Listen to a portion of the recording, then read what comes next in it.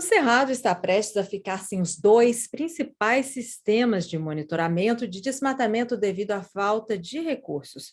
O fim do DETER e do PRODES, do Instituto Nacional de Pesquisas Espaciais, trará riscos à preservação da savana mais biodiversa do mundo, que já perdeu mais da metade de sua cobertura original. O Cerrado é considerado a caixa d'água do Brasil. A bacia do Rio Paraná depende diretamente das nascentes de rios que se encontram no bioma. O nível dos reservatórios das usinas hidrelétricas nunca esteve tão baixo, o que aumenta o risco de apagão no Brasil e já fez a conta de luz aumentar. Nós vamos conversar hoje com Cláudio Almeida, coordenador do Programa de Monitoramento da Amazônia e demais biomas do Instituto Nacional de Pesquisas Espaciais. Olá, Cláudio Almeida, seja bem-vindo ao RFI Convida. Olá, Ana, muito obrigado. É um prazer estar aqui conversando com você, conversando com os seus ouvintes. Você pode explicar para a gente por que estes programas são tão importantes e por que eles podem ser suspensos? Vamos começar pela parte do importante. Monitorar a vegetação nativa, é muito importante por diversos motivos. Você tem motivos diretos, ligados à ecologia, mas a questão, por exemplo, de biodiversidade, de manutenção da biodiversidade. No caso específico do Cerrado brasileiro, é um bioma que está inteiramente dentro do Brasil, então ele tem espécies, ele tem ecossistemas que só existem no Cerrado. Então, se eles forem perdidos, é uma diversidade biológica que se perdeu e nunca mais vai ter retorno. Você tem uma importância ligada à questão da qualidade da água, da qualidade e da quantidade da água. Importantes bacias hidrográficas brasileiras, como a do Paraná, que você já citou, bacia do Rio São Francisco, Tocantins, Araguaia, diversos outros rios vão ter essas nascentes, vão ter grandes contribuições nos aquíferos lá no Cerrado. O Cerrado também é uma porta de entrada para grandes aquíferos, onde muita água vai entrar lá dentro. Então, a vegetação nativa do Cerrado é uma vegetação que tem um sistema radicular muito profundo, o sistema, a parte onde estão a água no Cerrado, ela se encontra no lençol freático, ele é mais profundo, então o Cerrado, a vegetação do Cerrado vai lá naquela área profunda e traz a água para cima.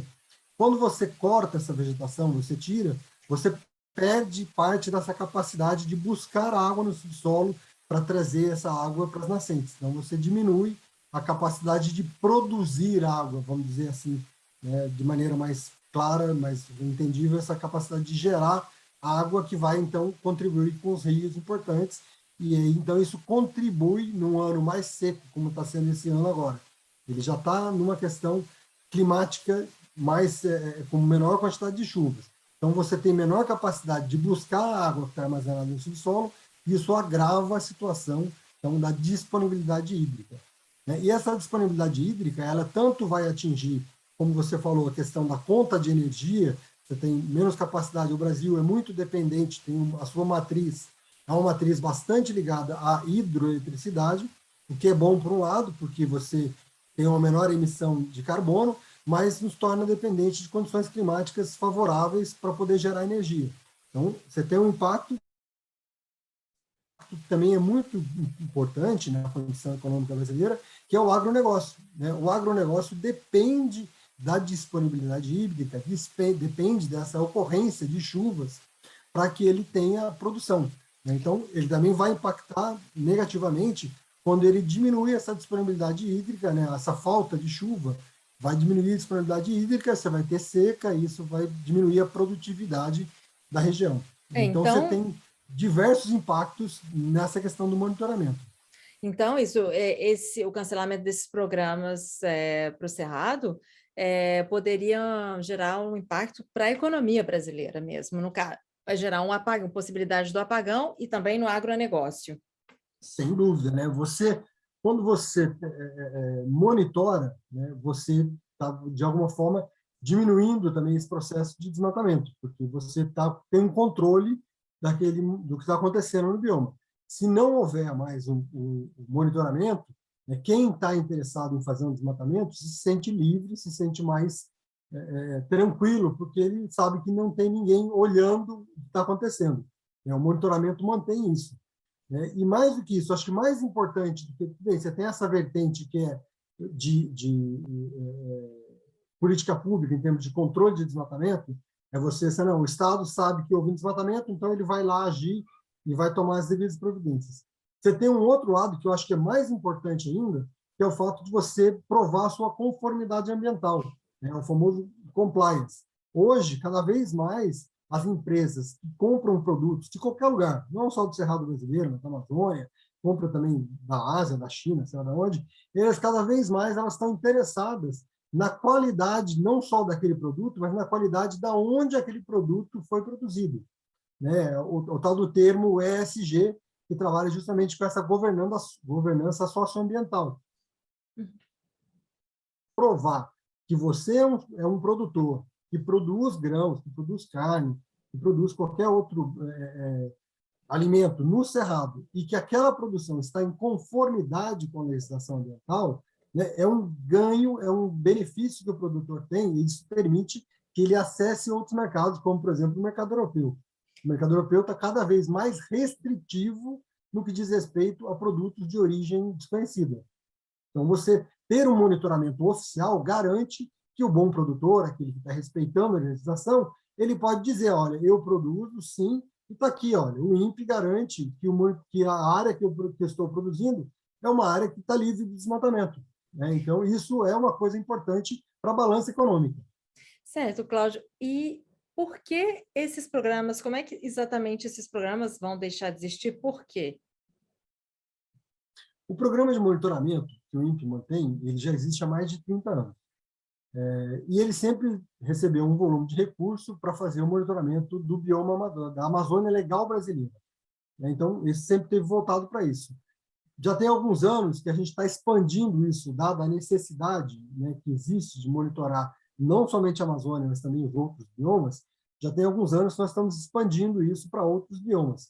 Entretanto, devido à difícil situação orçamentária que o país vive, a gente não conseguiu que houvesse uma expansão do recurso dentro do orçamento.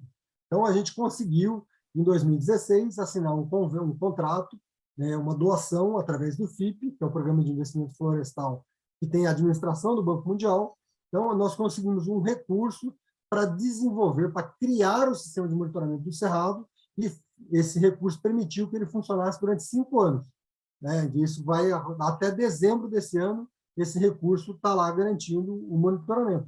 Só que esse projeto é um projeto que ele tem data para acabar. Em dezembro ele acaba, as pessoas que estão vinculadas a esse projeto vão ser dispensadas.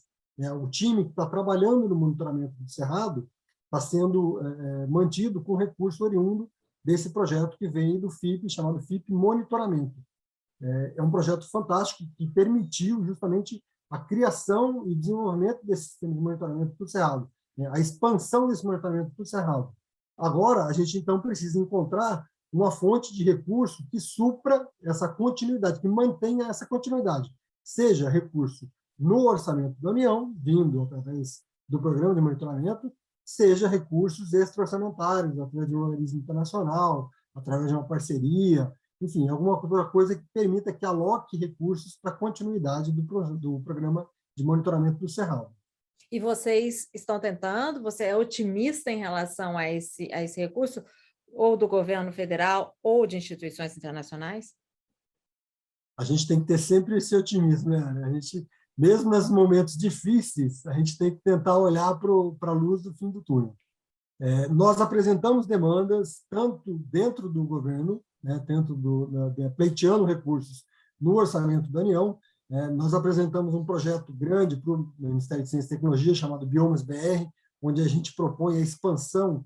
Esse projeto já foi aprovado lá dentro do Ministério, o Ministério viu com bons olhos, né, mas precisa agora encontrar recursos para implementá-lo. A gente prevê, através do Biomas BR, MCTI, nós prevemos a expansão do monitoramento para todos os biomas brasileiros. Então, esse projeto está lá, está aprovado o projeto dentro do MCTI, e a gente agora está buscando alocar recursos lá dentro. Por enquanto, oficialmente, ainda não existe nenhum aporte de recursos. A gente está na esperança, na expectativa de que ainda apareça alguma emenda, alguma coisa que permita esse recurso ser alocado. E, por outro lado, a gente continua também conversando com parceiros internacionais, com doadores internacionais, com o próprio Banco Mundial. A gente já vem conversando com outras instituições que apoiam esse tipo de iniciativa, para que se aloque recursos também, né, de uma outra forma, para garantir a continuidade do monitoramento. Existem algumas perspectivas positivas, tanto essa questão orçamentária lá dentro do governo do MCTI, como através de um outro projeto chamado FIP Paisagem, que pode ser que consiga alocar recursos. Mas até agora, formalmente, eu não tenho nenhuma resposta oficial de que existe garantia para a continuidade do projeto. O Cerrado é desconhecido, é um grande desconhecido, e existe o dinheiro da Amazônia, né? Como você disse, o orçamento da Amazônia, e para o Cerrado, não.